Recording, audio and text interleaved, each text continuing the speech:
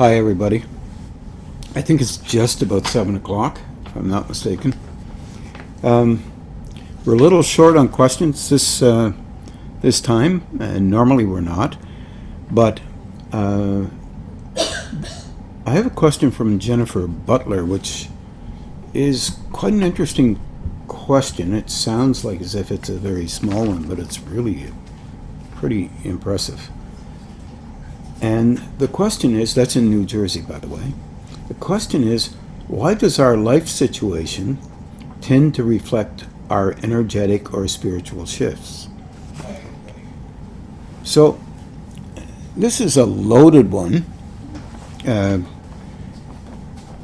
I realize that a tremendous amount of people who might be watching have a very particular view about how spirituality should be, and some of which I agree with, some of which I don't, and my agreement or disagreement is only an option as well. So I would suggest that anything that I say, that you consider it an option, but the key word there is consider it, and see whether it makes some sense to you. If you only look at what you believe and then reflexively react, you're doing exactly what any normal human being would do. And that's part of this question, by the way. It's neither good nor bad, right or wrong, that you're reacting. It's just what human beings do. It's a natural tendency to do these things. And you might keep in mind through all of this, whatever answer that makes sense to me is available to me as far as I'm concerned, that you consider that whatever you focus on, don't care what it is, whether it's unconscious or conscious, energy moves to that particular focus. Your wishes, your desires, whatever they may be, are all legitimate in relationship to how you see the world that you live in. And how you engage with the world is a very viable thing to you, has been, will be, and at some point you will look at it and recognize how that is. In other words, there will be an increase in perception related to what you consider and justify as a response. The same is true for everybody. There is a dilemma involved, of course, with this. And one of the big dilemmas is, and I can't say this too often because it makes tremendous sense to me, but of course you have to look at it from your perspective. When you're looking at what your belief is, it would be helpful to consider the possibility that no matter what particular option you choose, there's no end point in the option that you choose. In other words, there is always more than what you understand, more than what you believe, because our belief and our understanding is limited to what we can take in, what our experience has been, what we are allowing ourselves to be fundamentally valuable for us. Nothing is negative in this kind of thing, but we tend to move forward into assessing other people's beliefs and understanding that they may not be right because they're not like ours. This is pretty normal in the human race.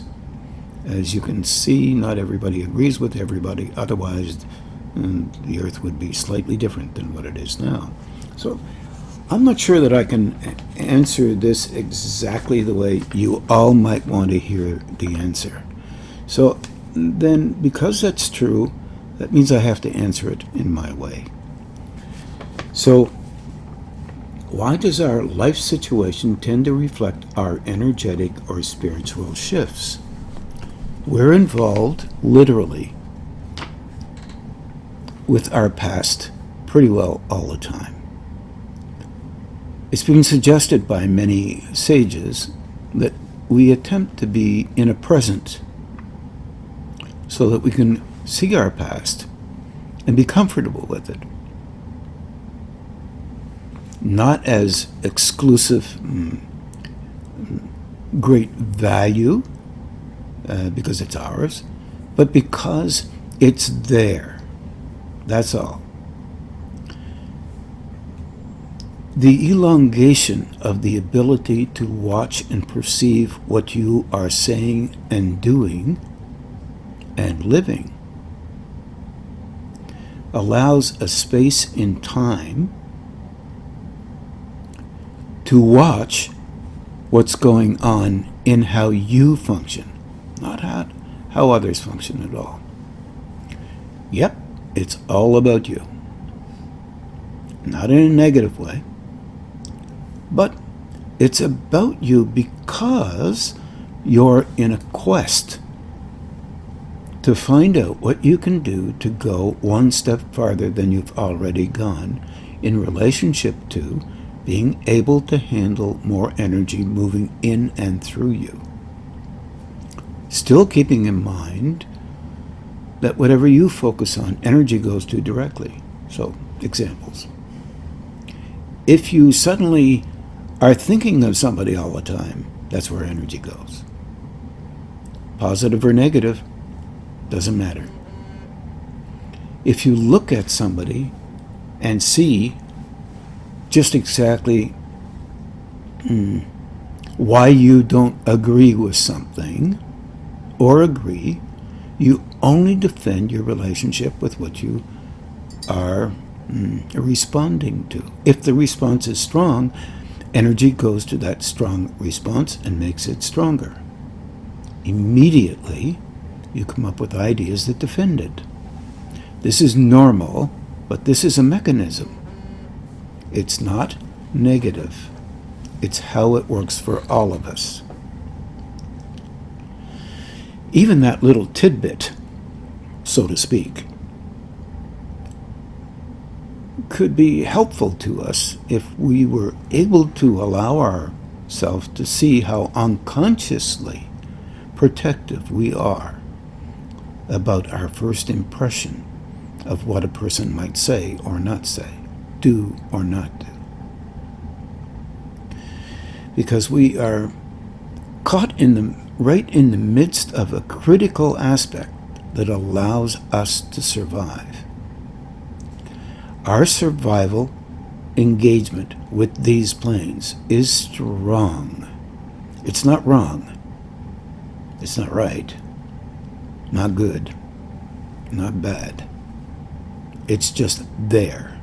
When we add that four little play on words that I just mentioned about good, bad, right, wrong, then we are engaging with that directly relating to what we currently believe must be valuable, must be true. Because we believe that makes something within us feel comforted. Wow. Do we have a fear that anything beyond what we consider viable might negate what we believe is viable?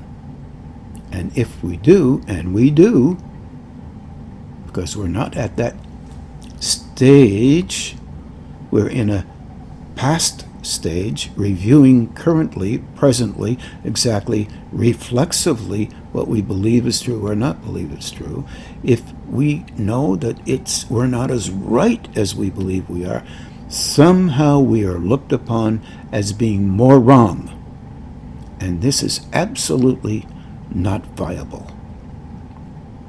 However, we do the same thing. We have sticky goo on what we believe has to be true. It encourages us to bring ourselves into a stalemate about a personal that becomes exceedingly valuable to us. Deeply valued because it makes us feel worthy of our thoughts, of our beliefs. And in fact, we don't really realize that we will actually change those thoughts if we become more consciously focused on growth beyond what we currently believe. Now, that's a statement and a half. And of course, there's all kinds of legitimate responses to this that invalidate it, especially when we have rules and regulations that relate to being exactly right. And this is not negative. It's a method of survival. Survival of what, you might ask? How we think, what we believe, or the issues at stake and what the answer should be. Now, this is normal, whether it be in the material world or whether it be in the spiritual world. From my perspective, they're all the same. Nobody gets it right versus wrong. There is always more. We've not reached an end point, but we have, if we can allow ourselves to be okay with it, have reached the point where our increasing awareness begins to allow ourselves to know why we hold in particular places, and we validate those places emotionally and mentally because we fear to go forward beyond what we believe has to be true for us. If it isn't true for us, we've wasted a lot of time. Absolute falsehood in that statement that I just made. Absolute falsehood in that statement. No waste of time occurs. None. We're in a point of reference.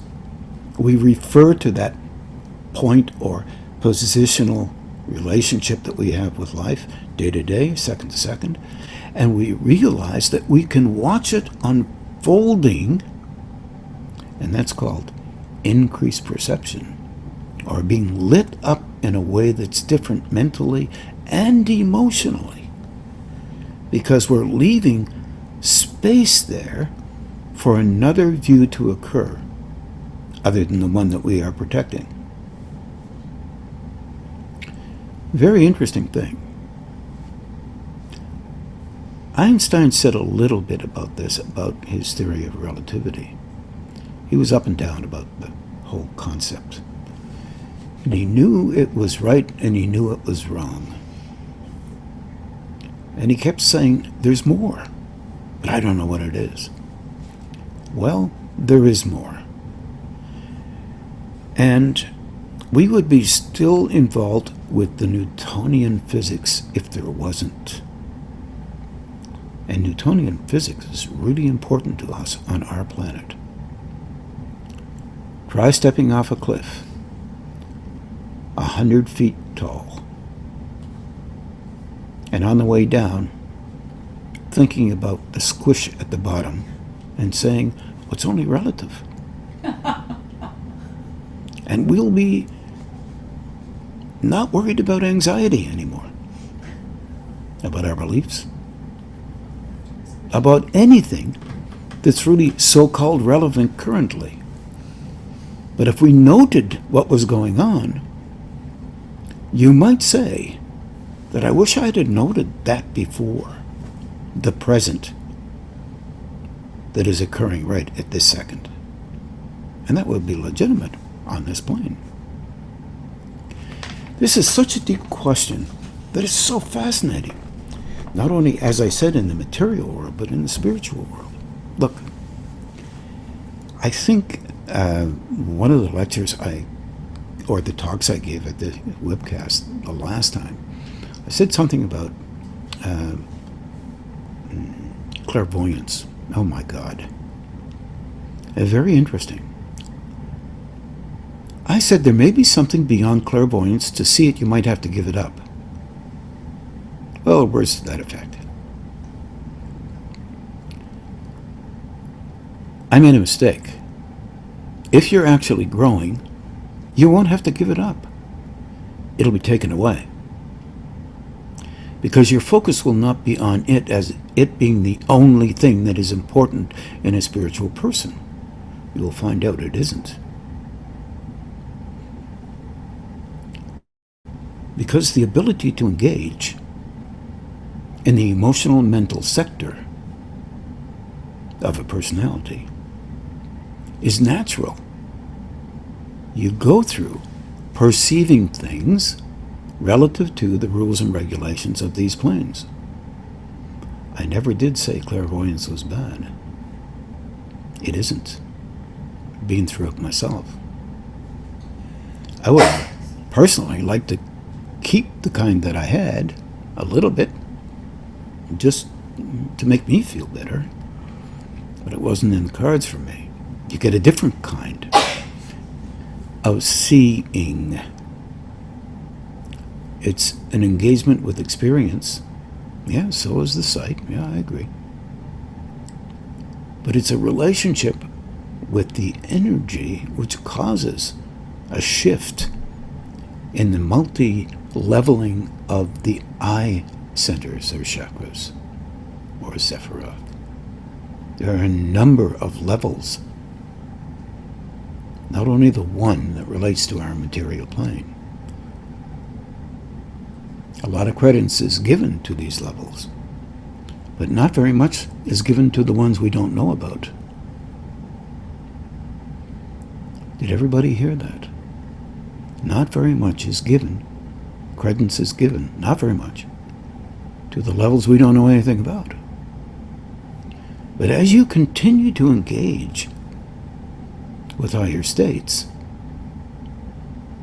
there's kind of a mental sensing that goes on that is tremendously interesting, that sees you individually as an I that doesn't have anything to do with the eyes per se. But since the eyes are part of the overall I of you, EYE of you, then it has just as much to do with engaging with higher states. Patanjali had an interesting engagement with this, but in those times couldn't really put it on paper. After you get through the engagement that you have with the root gonad and solar plexus being central to the flow of energy in your system, central, the heart center becomes more central. Prior to that, strangely enough, the brow center becomes central. Prior to that, the throat center and all its accoutrements, all of the other centers that relate to it, are central to the shifting of the personality's engagement in the material world with respect to the importance of the individual, because he can do this or she can do that, or somebody can do this or that, and I don't care what you fill in the blank with.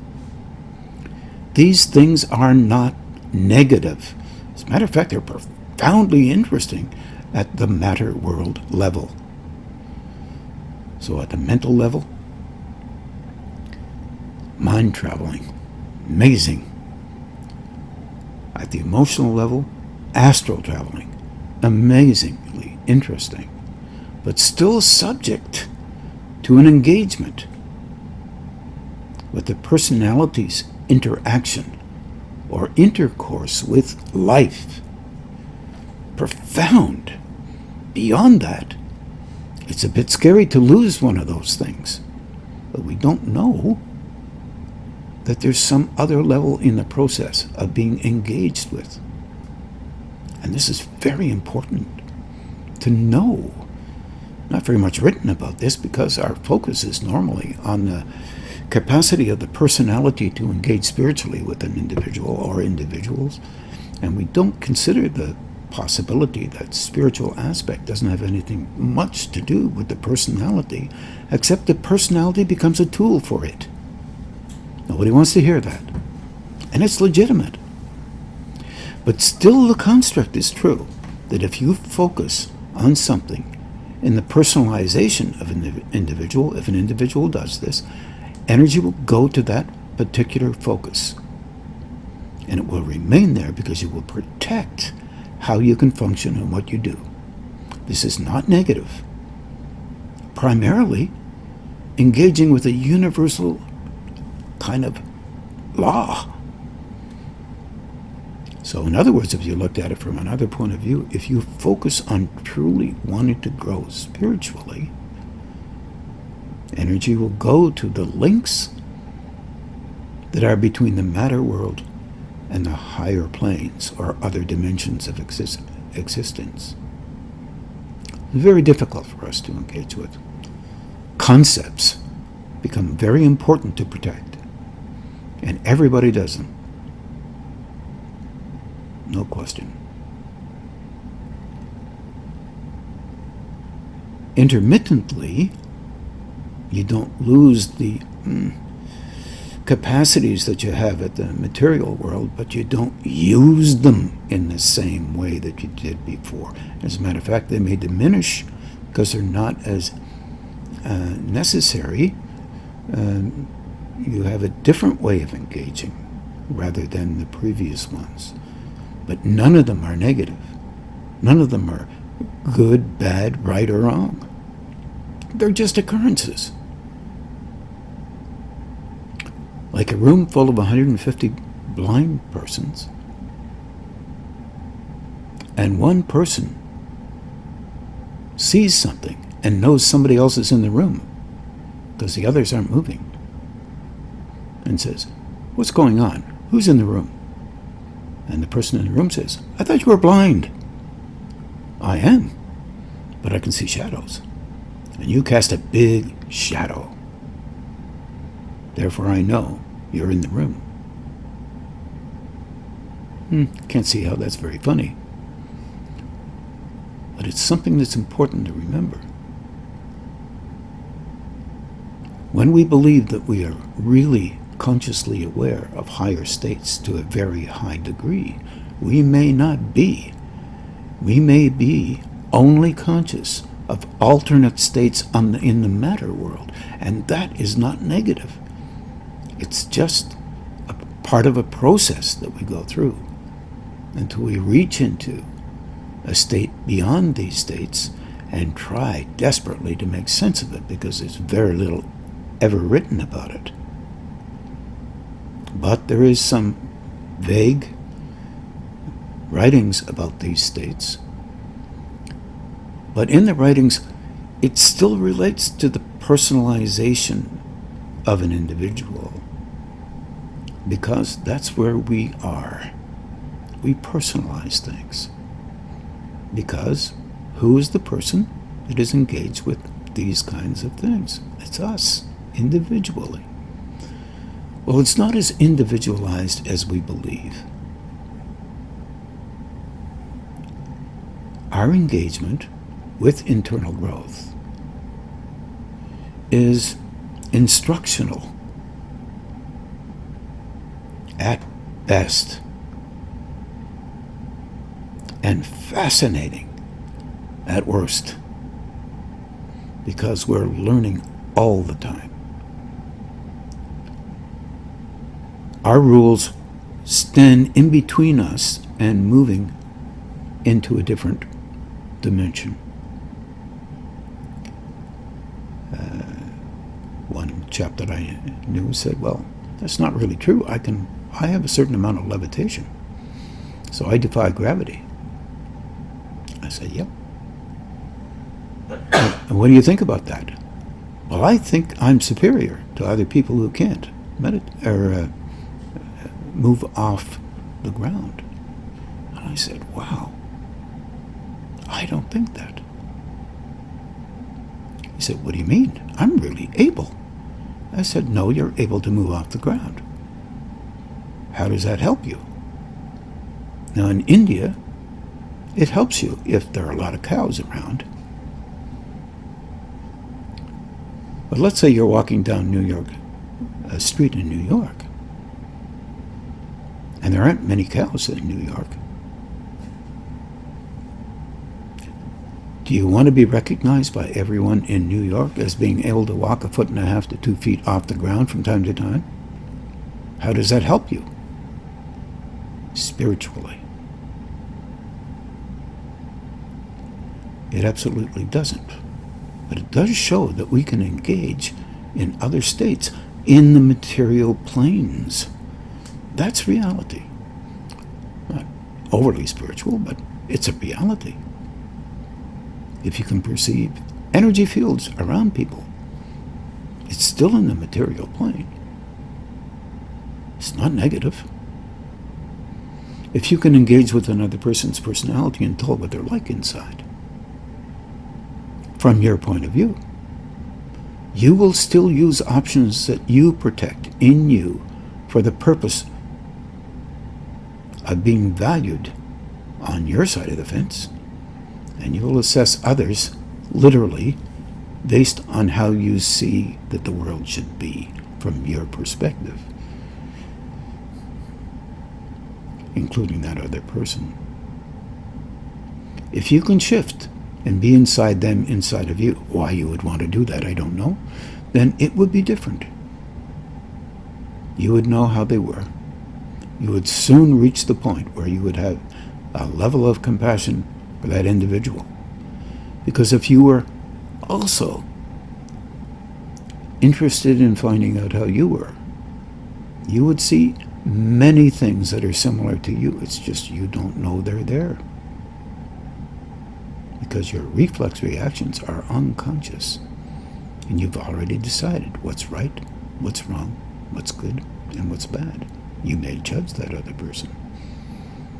And in our world, you may be partially right in a particular second of their life.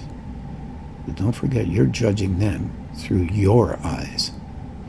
You've got this stuff too. Maybe in a different place, but you've got it. You haven't learned how difficult it is to be compassionate for that person by seeing you in action yet. But it's possible that you might. And in that case, that compassion or honesty within will suddenly enable you not to be interested in being another person reader, especially when you're not getting things as right as you believe you are. You're just another person, assessing based on you. And sometimes you'll get things right, and sometimes you'll get things wrong. You may not know the difference, but you will protect what you think is valuable. This is a deep level of engagement with these planes. Take a look around. We're all like this. The level of honesty that we need with ourselves is related to us, and in a positive manner. See where you need to be okay with growing a bit.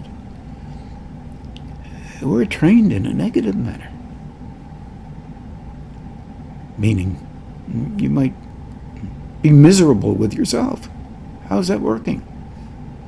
Increased energy flows to it, and you become even more miserable. I'm clapping. Not the sound of one hand clapping. That's silence. When you are truly silent, you will see and know and understand that you have you in you, and others have them. And truly, they are often like you, and you will be grumbly if they treat you like you treat others. Waste of time. You'll also do the same thing. When you decide it's the right thing to do. So, the great honorable golden rule, as ancient as more than 2,000 years BC in India, at least 2,500 years in the Buddhist orientation, in the Hebrew orientation, right way back prior to what you call Hebrew, Mesopotamia. Christianity as well has it. And the Muslim world has it too. The Taoists have it. Chinese, Confucius in his works. It just makes a lot of sense. It's just one of those things that we have to go beyond ourselves to even get a little scratch in. And we all want to believe that we do it all the time. Yeah, if you don't do it all the time, try again. If you forget, know you're normal. If you're grumbly, recognize there might be one or two other people on the planet like that. If you're sweet and wonderful and the greatest thing since sliced bread, you might know there might be a few other people like that, depending, especially if you're hungry and just before a meal. You'll be really happy to have the wonderful cook. I don't care if you're really hungry. You don't care where the cook is. Oh, sorry. Shouldn't say that out loud. But you'll be engaging with the matter world. And it's allowed because that's what we are. We live in the material plane. Our stepladder into higher planes, similar to Jacob's ladder in the Hebrew orientation, is really related, in part, to the material planes. There are a number of rules that help us not to get too deeply involved with our own self-interest. It's basically the reason for these commandments. If you're powerful and you can get away with almost anything, your biggest problem is you.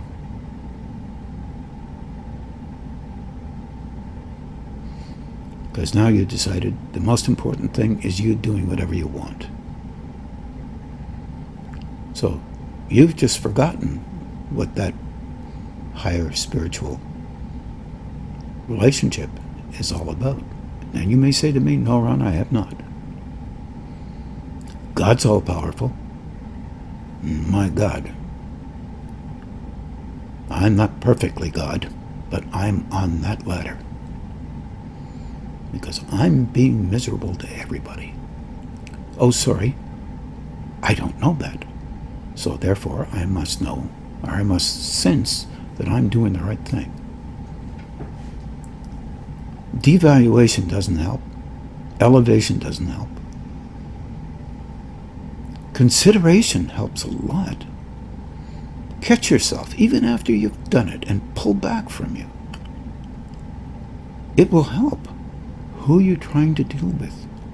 Just you. You grow through you, and you're not trying to be mean to you. You're trying to find respect for you. Because it's there. If you consider the option, the possibility, that you are an aspect of a tremendous field of engagement called life.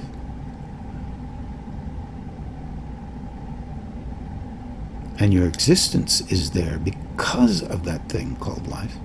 And when you don't have it, go to another spot, perhaps.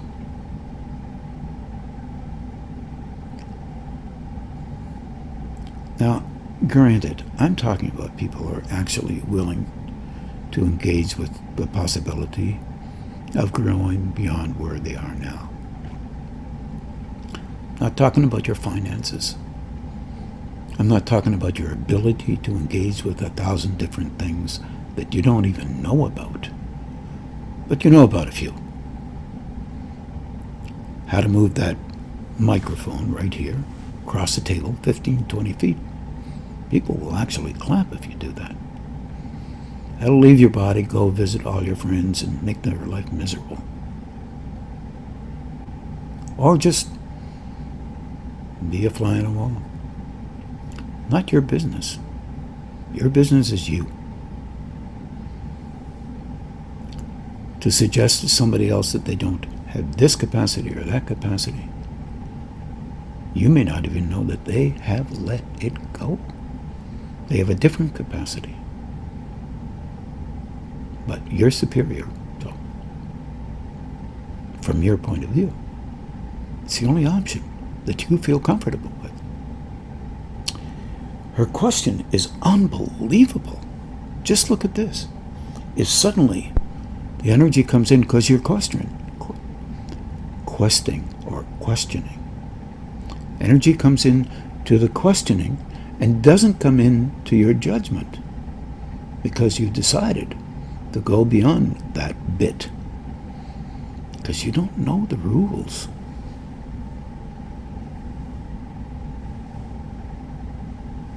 You believe you do. Belief is profound. We all have a piece of it. That's why options are more important than what we understand. And here we are, as well, I should say, or spiritual shifts, she said. If you shift internally, as you know through experience, many of you, sometimes you will actually shift and change internally, but you will be back again rather soon, the way you were. Not all the time. It's not right or wrong. It's a method of survival that you've constructed for the purpose of being okay in the world from your perspective. That energy follows your thought, follows your identification. You seem to be a certain way. It follows that because it wants you to be conscious of how you think you are so you can move forward into something similar, not exactly the same, because you're trying to be able to learn that it's okay to handle consciousness at a deeper level. And to know, in that okayness, that you're a learner, not an all-powerful God.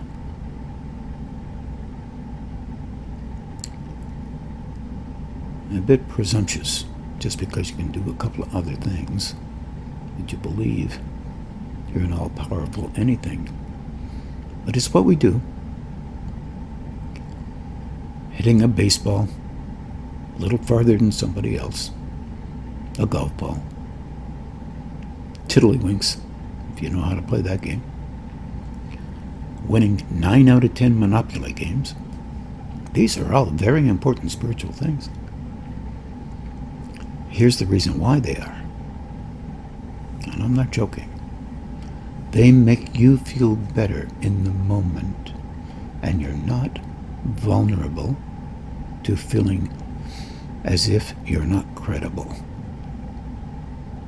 Therefore, all of these things have purpose in the development of a material personality, that is, one that can operate on these planes, until you don't need those to know that you're an able, okay human being. We run out of time, mostly, before we figure that one out. That's normal. That isn't bad. But it is significant.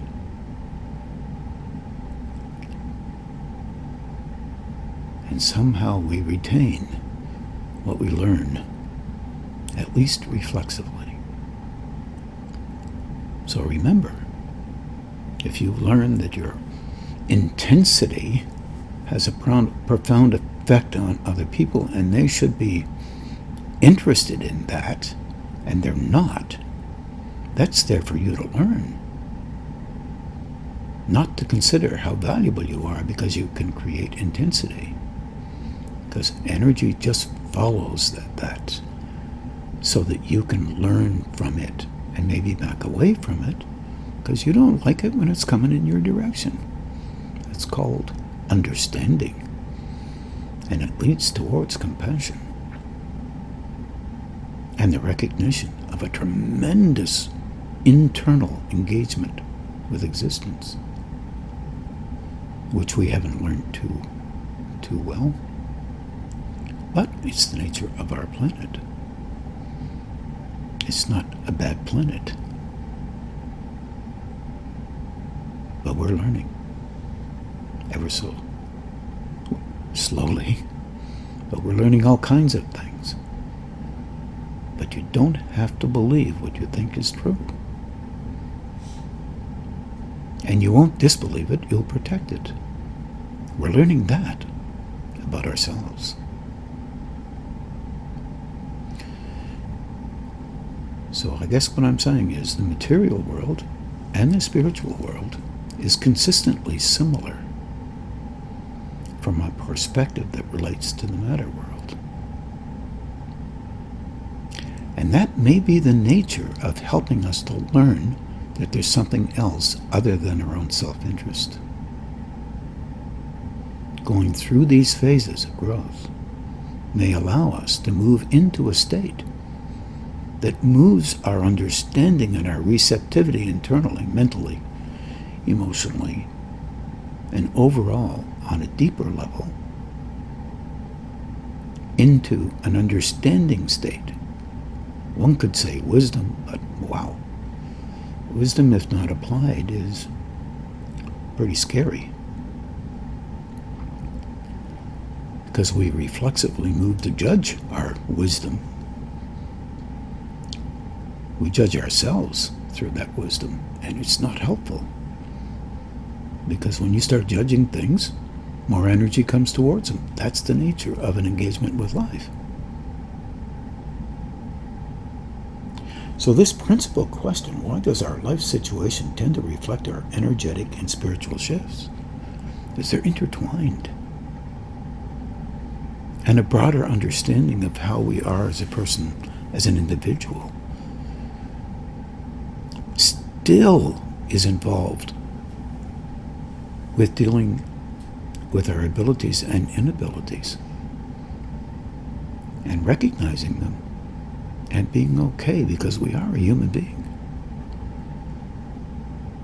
Ideals are there for the hope and the benefit of us, meaning we can attempt to be involved with ideals, but we like to just shove them in. If we can do something now, we're more ideal than somebody else is. That's the nature of fear. We are afraid that others will be more able than us. Therefore, if they are, they'll be better than us. And we don't have a defense. But we do. They may be better at this, we're better at that. Somebody else is better at this, and somebody else is better at that. So that's, what is that, 4? Make it 3 or 4 more. And maybe between all of you, you might get the view that all those things that you're better at, momentarily there, not forever. Learn from them. Back away from the judgment of others because you're more able than another. I love watching baseball. It is so fantastic.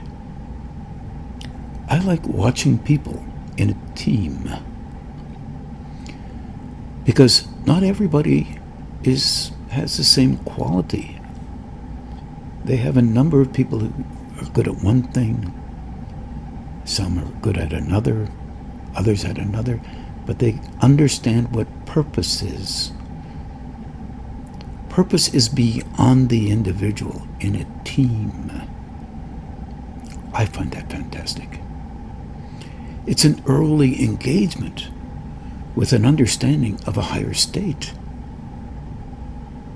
As you grow into higher states, you become at least in alignment with the hopes, one could say, of beings at a higher state. They don't care if you are really able, then you help others. If you think you're really able, for all kinds of reasons relative to you, not negative, just how we are here, then you think other people aren't as able as you. Oh, that's an interesting way. It's an option. Not negative, not right, not wrong. Not good, not bad, but it is what we do. And while listening to this, just say, yeah, I know a lot of people who do that, but not me, by gollies. And then laugh and realize that this is the planet Earth. And throughout your life, you've had many times that this has been true. Much of it has been protected by you from allowing yourself to think that, oh my goodness, this is just an option. Wow, this is the way I'm going. Doesn't make me better or worse. This is just a method.